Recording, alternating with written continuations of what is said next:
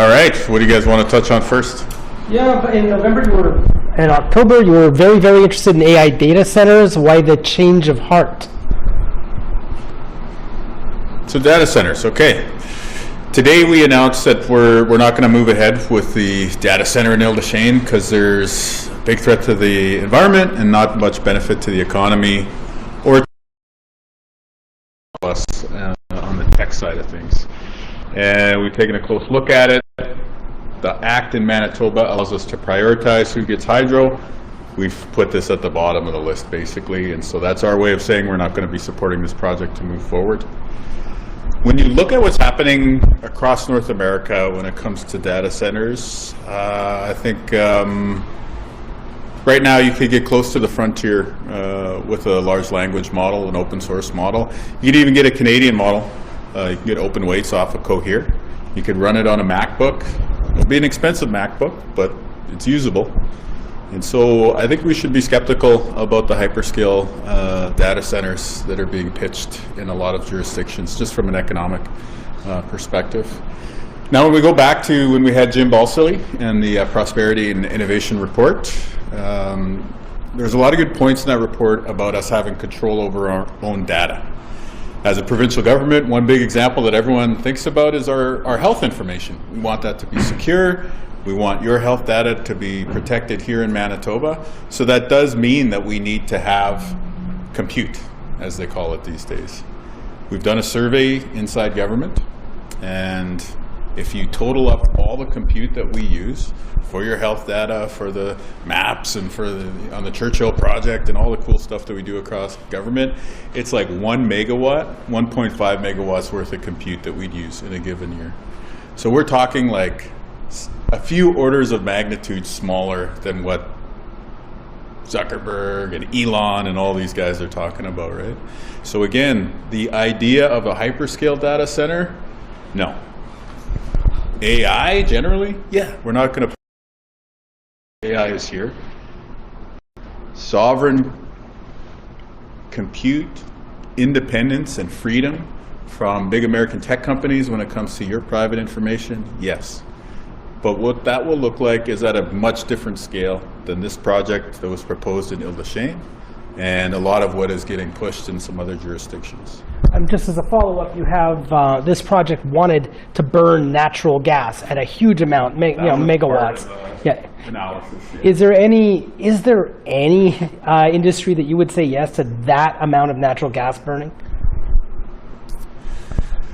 So, just to conclude on the data center piece, if you recall, you were at the Scrum after the Innovation and Prosperity Report was released. Like I said, the first thing you'll see us do is we'll buy a rack of GPUs for Merlin, which is the education system's IT hub, basically. And we're in the process of doing that. So we're still very much on the trajectory that we started with, and the idea is like, let's give educators, let's give kids the ability to experiment and to learn, and to do that within a sandbox that we control. It's not controlled by some tech companies in another jurisdiction. So yeah, we're in an interesting moment where I think it's very clear AI is transforming our economy and our society, but I think Manitobans want that to happen in a way where AI serves us and we're not servants to AI, particularly if the big models are going to be controlled by people in other jurisdictions. Rapidement en français sur l'IA. Is there room for a data center of any type? Well, yeah, there are data centers in Manitoba already. There will be more, but I think it's the hyperscale data. I was reading on CBC this morning, hyperscale data centers is like 100 megawatts and larger. Again, like the scale of these data centers, it's mind-boggling, and it's at a level that most people don't appreciate. Like, picture the Selkirk steel mill. The amount of power that gets shot through that facility to create steel. I don't know if you've ever been there. The whole facility's hot. You know, there's so much power. That is the amount of compute I'm saying we use in Manitoba in a given year. And these facilities want to do like 100 times that, right? So it just shows you like that there's this huge mismatch. And then like that should lead you economically to your next question being like, well, if we could do 100 Selkirk steel mills or a data center, which one is going to create more long-term benefits, which one is going to create more happiness, which one's going to create more jobs and careers and help more communities. Seems like there's other uses for the power, as one example. But about the gas plant, if you don't mind answering that one, is there any major business that you would allow to burn that much natural gas if they ask, can we do this pretty please? Well, Manitoba Hydro was building a combustion turbine facility in Brandon, and that's to help us with the peaks in the wintertime. But I mean, was there any chance a data center would ever be allowed to burn natural gas? Well, we have a responsibility when proponents come forward, because we can't exhaust all the possibilities out there that business might come up with. So we got a responsibility to consider it. But in the end, you look at the regulation here, what does it ask us to consider? Environmental impact, the unique situation for rural communities. On the plus side, we can look at the benefits that having independent infrastructure to help our economy would bring to Manitoba. But when you weigh all those different factors together, it seems like there's a lot more downsides. Juste avant de continuer sur une autre thème, juste un clip en français sur pourquoi vous dites non à ce centre-là, mais pas l'IA de manière générale. Ben, je pense que cette annonce aujourd'hui vous donne une indication de ce qu'on va faire dans l'avenir. Et ce qu'on a dit, c'est que à ce niveau-là, 500 mégawatts de l'électricité, il n'y a pas vraiment des bénéfices pour les Manitobains. Mais en même temps, on voit de grands effets, de grands défis à l'environnement, aux communautés rurales. Alors, juste en trouvant un équilibre, oui, peut-être on pourrait engager avec l'intelligence artificielle dans l'avenir, mais pas à un niveau ce qu'on voit avec ces projets comme ça. Have you consulted with the business community on these data centers, and if so, what have they kind of told you about it? I think there's a lot of excitement for what the potential economic benefits that you would see, but there's also a lot of concern about tying up our available power in something that may not benefit the broader economy. Are you worried about what this says about the province's interest in AI in general? There's just so much investment in bringing companies here in general. I challenge anyone to out-nerd me when it comes to AI. What's your vision for Merlin, particularly when it comes to chatbots and discussions around it? Because you started around banning chatbots for students. So I think it's important to understand why we're moving towards a social media ban and an AI chatbot ban. And it is because these are highly addictive tools that are monetizing the attention of our children and causing mental health harms in the process that can have very real impacts in the physical world. So for us, that's what we want to prevent kids from using when they're too young, and to give them the social media literacy skills to be able to handle once they get to an appropriate age where their brain is developed a bit more. But within that, so again, I gave the example of like, you can get an open weight model from a Canadian firm like Cohere, and you could install it on local hardware, whether that's your MacBook or whether that's a rack of GPUs that we install at Merlin. And that is free from the surveillance capitalism of ChatGPT or Claude or Grok or you name it, right? And so there, I think, why are we investing in Merlin potentially? And by the way, because we're a public government working with public education, we're waiting months to get these GPUs, whereas like Elon and the tech bros are in the fast lane and they get the GPUs to fit.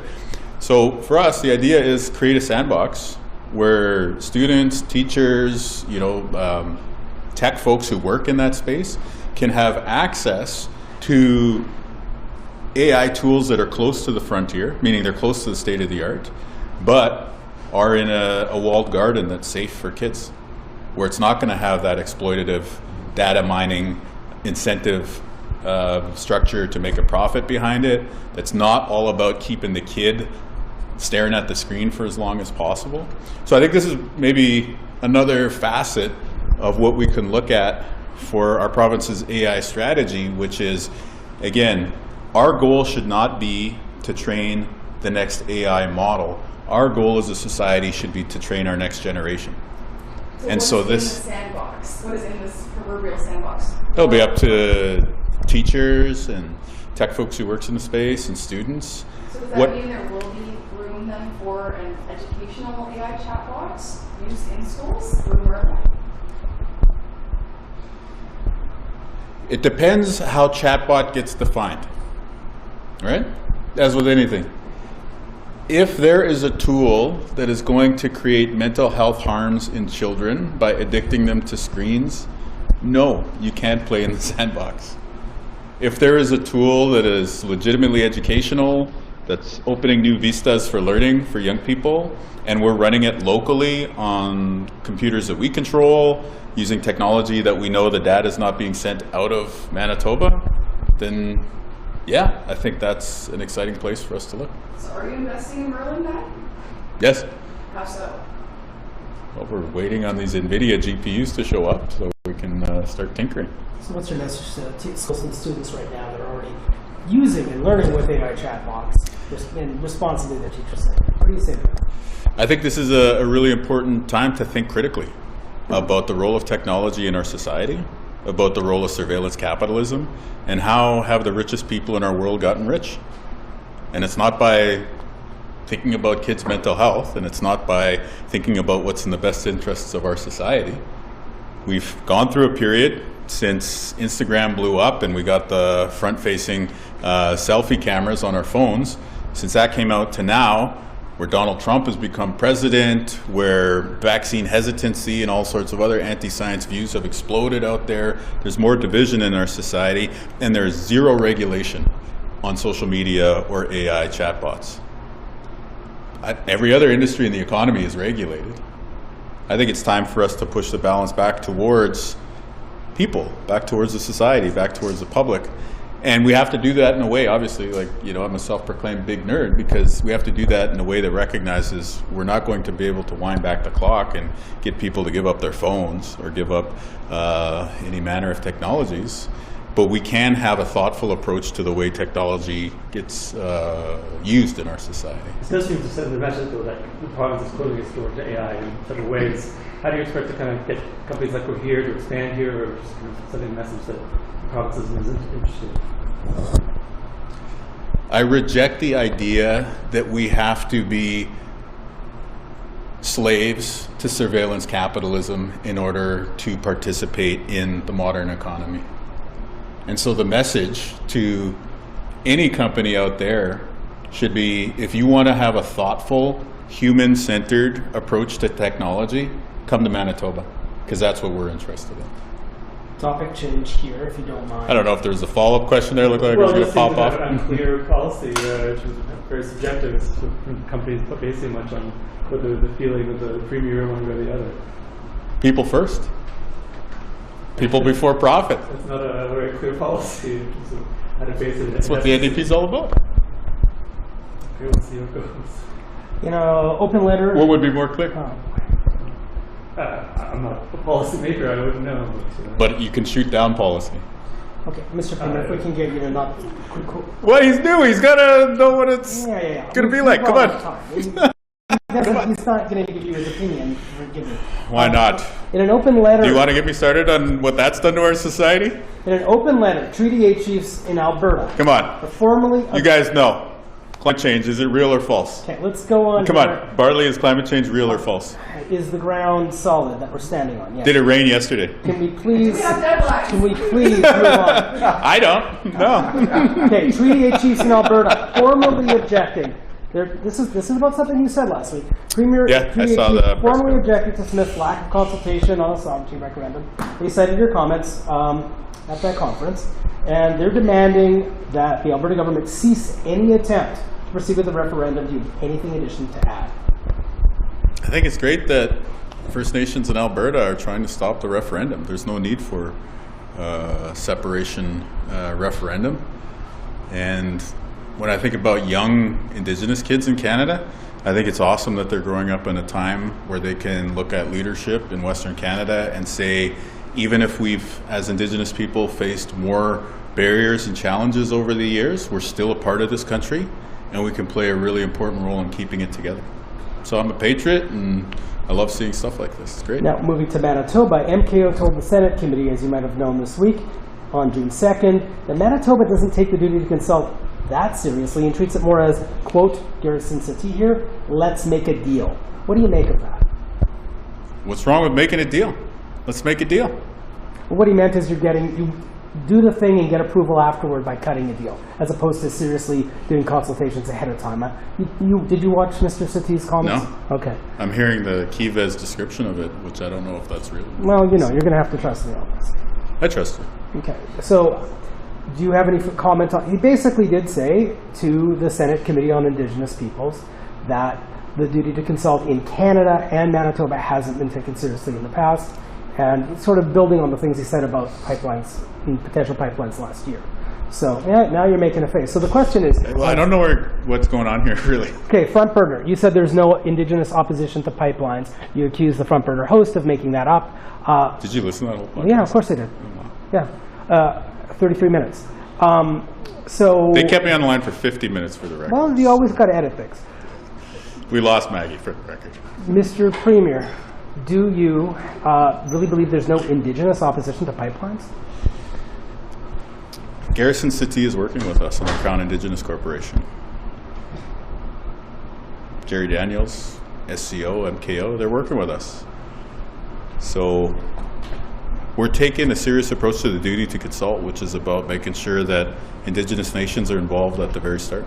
Just because they're working on the Crown Indigenous, does that mean they support pipelines? Have you quizzed them all, and you know that every one of them is in support of pipelines? I've been pretty clear for the entirety of the engagement that we've been working on with the Port of Churchill about where this project could see its biggest potential upside, which is around LNG.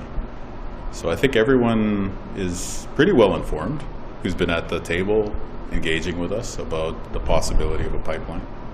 And do you really think they all support it, Mr. Premier? Everyone that you named is working with us. On, Churchill Plus, not necessarily the LNG aspect. There's a lot of components to Churchill Plus. I'm still waiting for a full scope.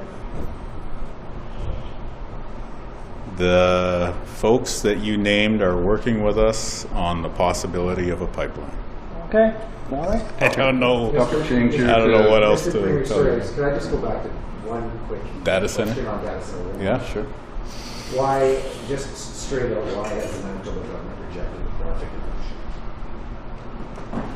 Or you could give me the person walking on the street wants a clear, concise answer as to why.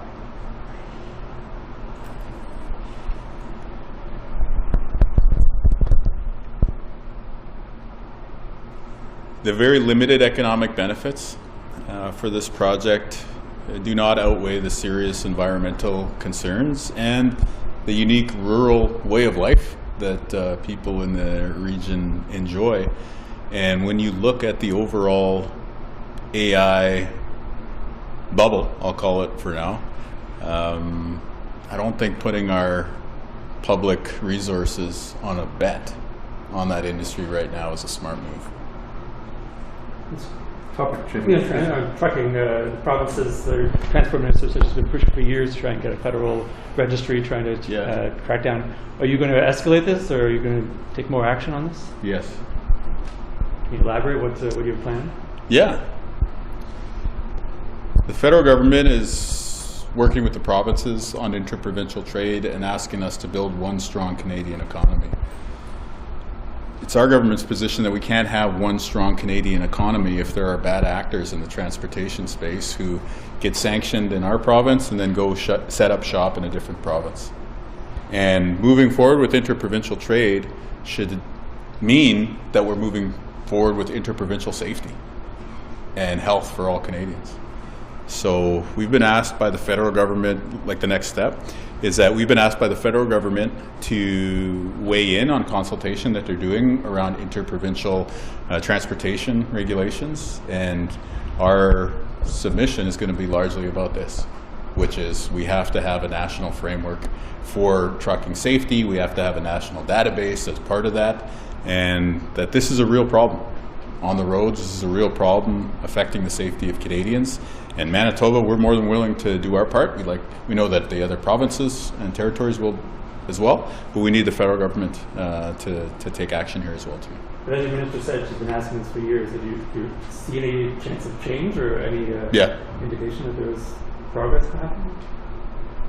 I think there's the chance of change when we lean into it.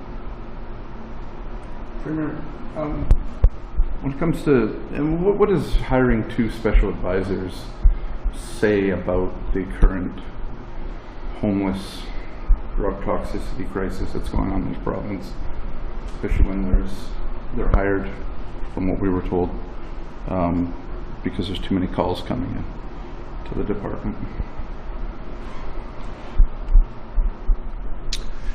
What we're seeing right now with toxic drugs in Manitoba is awful, and the addictions crisis is something that we've all been living with for many, many years. And Not well, like this, though, right? Last month has been awful. Yeah, like, not like this. This is completely different. oh yeah, no, like I'm not in any way trying to downplay, right? I'm just getting going here, boys. You guys are gonna have to give me a chance to talk if you want to get a quote. Yeah, sorry, it's just, yep. Go. Okay. Well, As you want, yeah. okay, thanks. I mean, yeah, the toxic drug crisis is terrible, and this is something that we've been living with in Manitoba as people in our province for many, many years. We've seen the impacts, and then now we hear the outcry from first responders and people on the front lines, which is a real thing that we have to pay attention to. One of the folks that we've hired is to deal with homelessness. This department, I've told them from day one, is the department of getting people out of tents and getting people into homes. Now, when we set this up, we recognize in order for people who move out of tents and get into homes to be successful in staying there, you need the wraparound services, right? It's not enough just to give somebody the key to a new apartment. You have to ensure that there's mental health, addictions, there's therapy, there's healthcare access, all these other things that allow somebody to be successful there. So we put the responsibility for the Mental Health Act in this portfolio as well too. Now you think about mental health in the society, I have mental health concerns, you do, everybody here does, right? That's much bigger than homelessness. So we need, like, you could have somebody in the suburbs who's been housed their entire life, and they've got some serious mental health issues that need to be addressed as part of public health care in Canada. That's what the other person is working on. So you have one person who's focused on getting people from tents into housing and keeping them in housing, and then you've got another person, both of whom are very qualified and great people, and then you got another person who is, how do we make sure that the needs that Manitobans have today around mental health, anxiety, depression, everything, how do we meet those needs in the public health care system?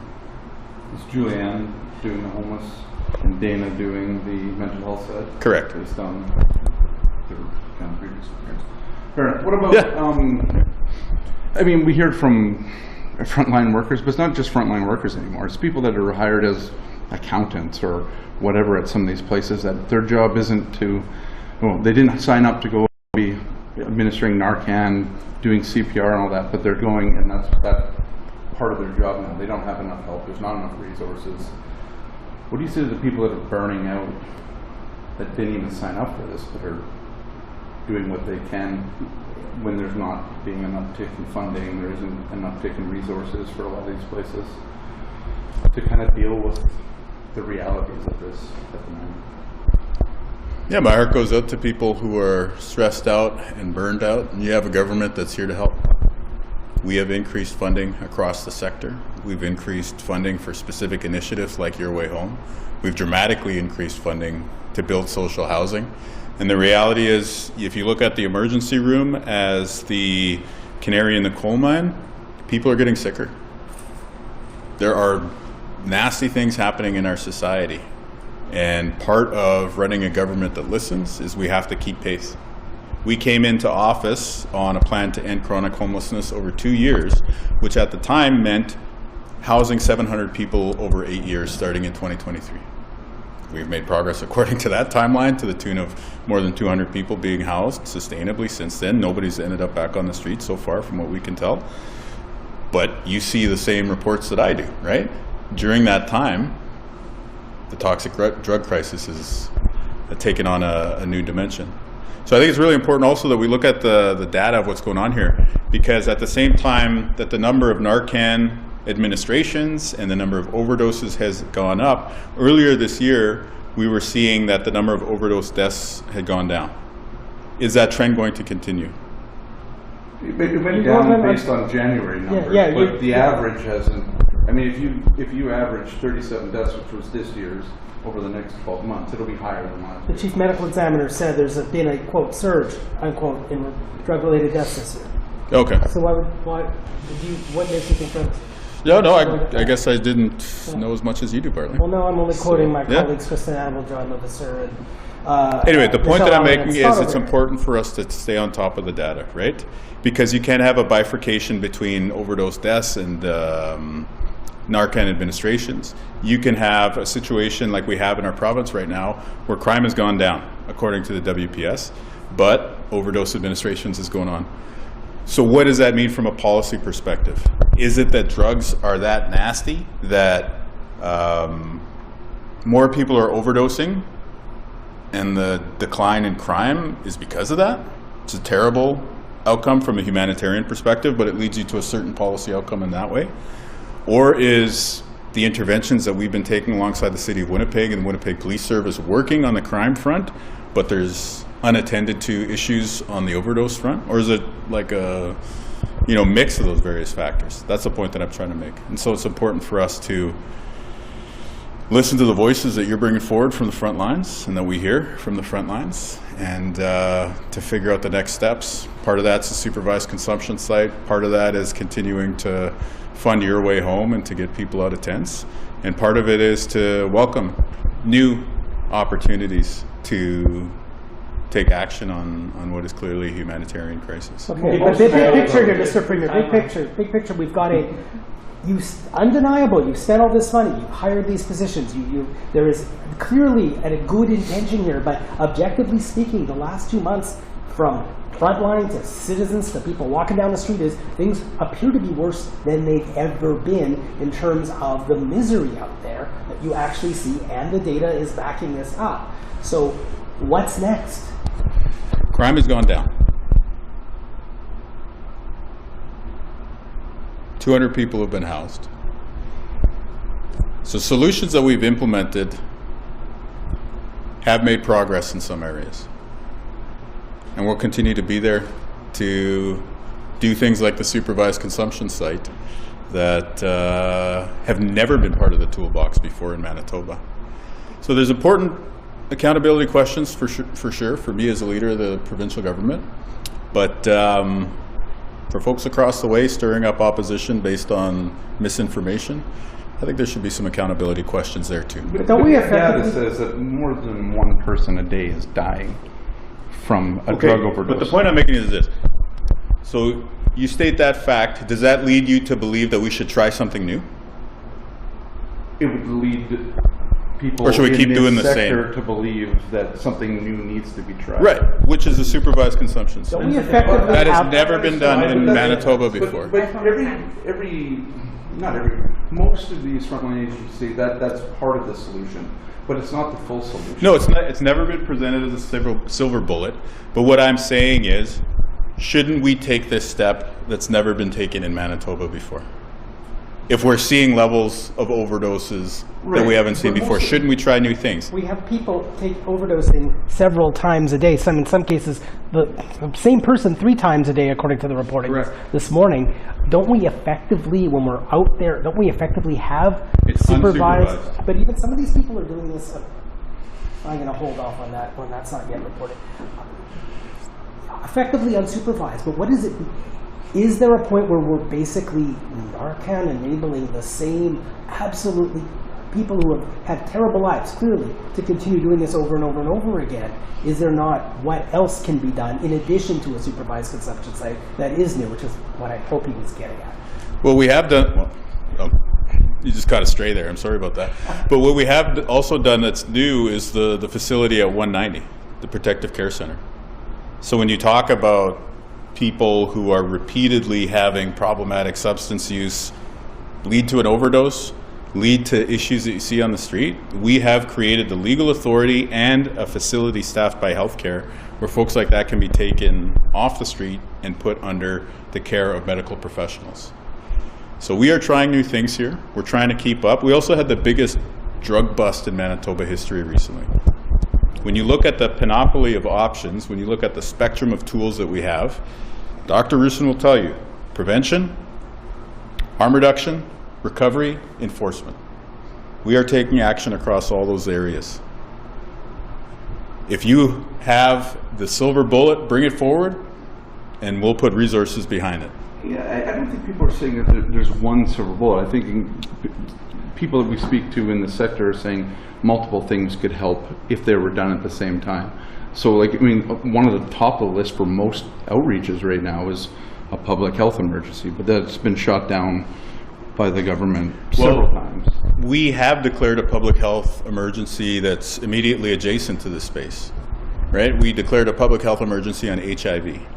And Dr. Roussin brought it forward. He was the one who made the decision to call this public health emergency, but he reached out to us first and he said, you know, here's what I'm thinking, And we said, okay, so what does this now do? And he was clear about two things. He said, like, the province's actions on HIV have been what I would want to see, but I want to see the federal government get engaged and get to the table, and I want to raise awareness, is effectively what he said. And so we're like, all right, sounds good to us. Let's work together on this. And of course, we fully supported him, though he was acting independently in his capacity as Chief Provincial Public Health Officer. So what would the declaration of a public health emergency in this case bring forward? Dr. Roussin had two specific examples there. Wouldn't the federal government be able to come into play then? You could lobby the federal government for more funding? We are doing so already. What about a 24-hour? The federal government is working with us on mental health and addictions. It's some stuff that we haven't announced yet, but we are working on something together. What about a 24? So I'm very, forgive me. you know, your pauses are confusing. they're supposed to be dramatic and to help communicate the message. I apologize. That's why I use them. But it's always much more interactive with you present, Bartley. So the point is, anyway, let's move on. What about a 24-hour addictions treatment center? This has been COPS, social services, they've been asking for this for 8 years at least. I know it's expensive, but why not a 24-hour wraparound addictions treatment center? So we have delivered a version of that with 190, with the Protective Care Center. The ask that police and other frontline folks have had for years, which is provide a service with medical supervision where I, as a frontline first responder, don't have to babysit somebody and I don't have to just drop them off in the emergency room. We have delivered that. Now, is there more to do in that space? Absolutely. The vast majority of people who show up there are being admitted because of alcohol intoxication as opposed to toxic drugs. So I would say that this current uptick in overdoses tells me a few things. One, we got to keep bringing the hammer down on people bringing in toxic substances to Manitoba. Anybody worth their salt in the addiction space will tell you that it's not a supply problem, however, it's a demand problem. And so, prevention. One of the biggest sources of people on the street and people that are going to overdose in public, unfortunately, is the child welfare system.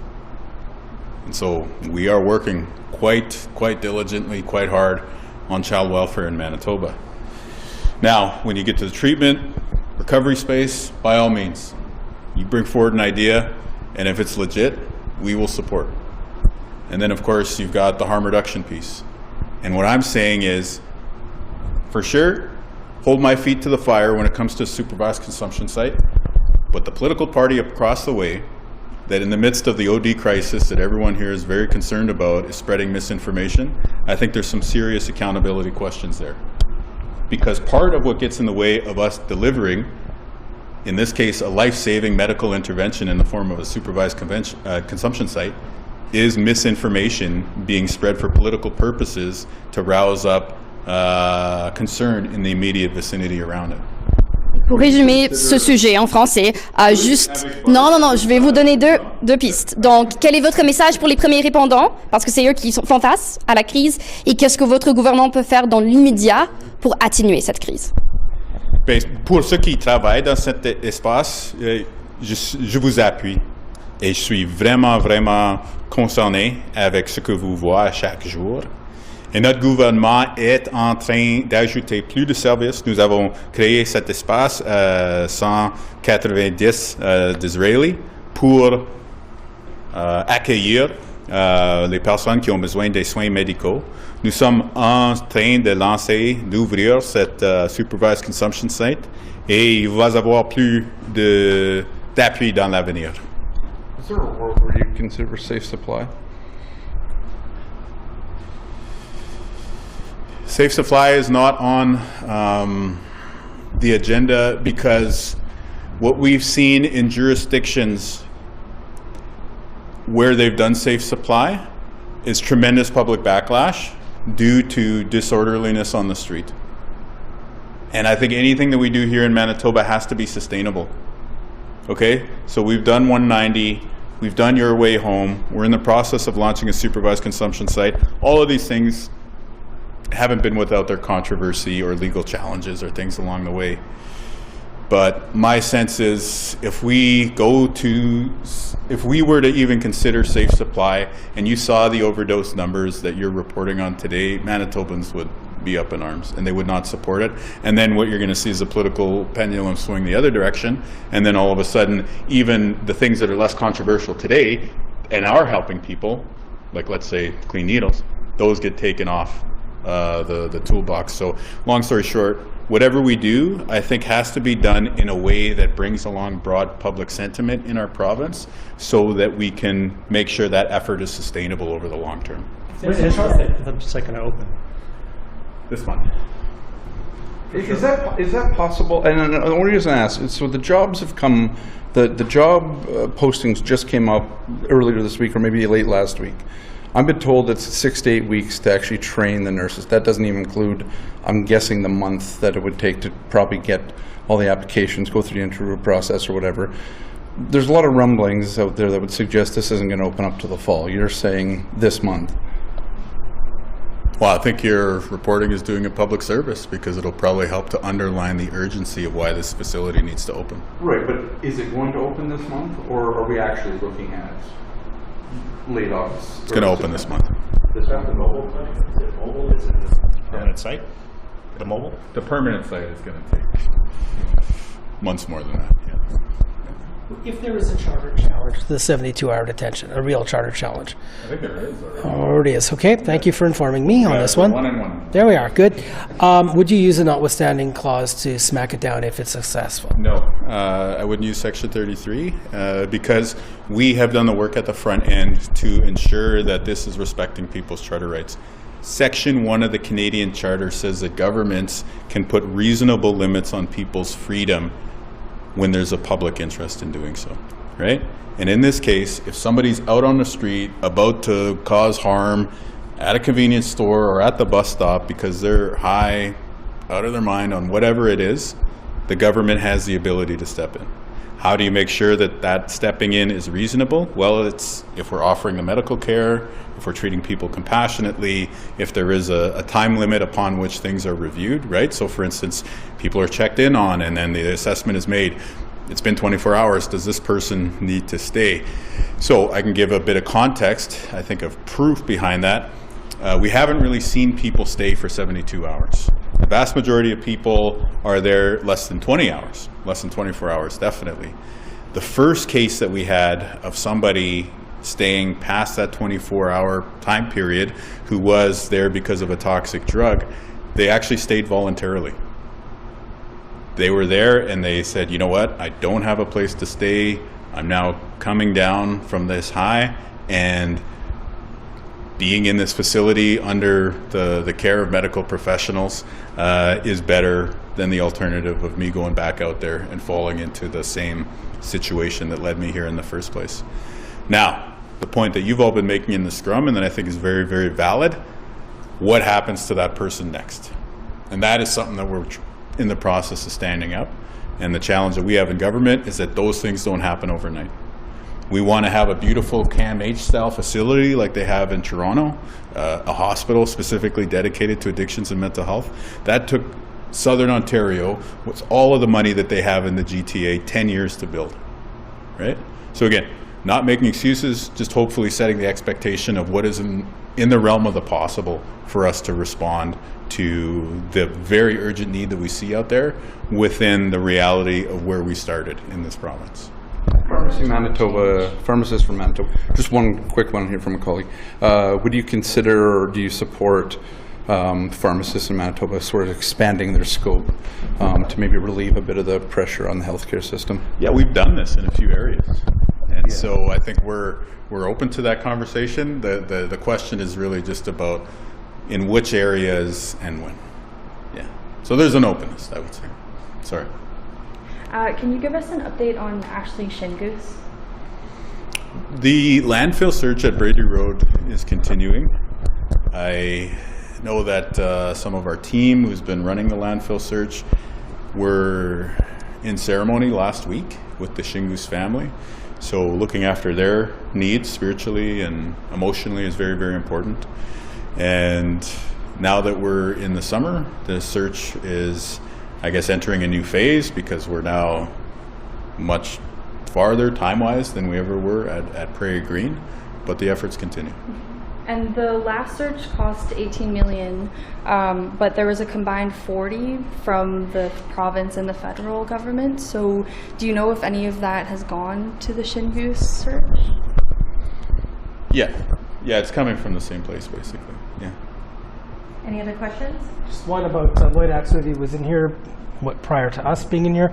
What's the latest on the rail relocation study, and what concrete steps can you tell us are likely to occur as a result? Well, concretely, I think we're going to have a great scrum like this in the coming weeks to discuss some of Dr. Axworthy's really great work. Any other questions? You guys are going to ask me about the booze ban and Trump and all that? What happened? Have you heard of the working Smith relationship? No? You want to say something about the booze ban? Thank you, yes! I mean, you jump out the bit there. So. Yeah, no, that's great. So our position will maintain, where we've been so far, the elbows up perspective. And our perspective here in Manitoba is no Kuzma, no boozma. Thank you.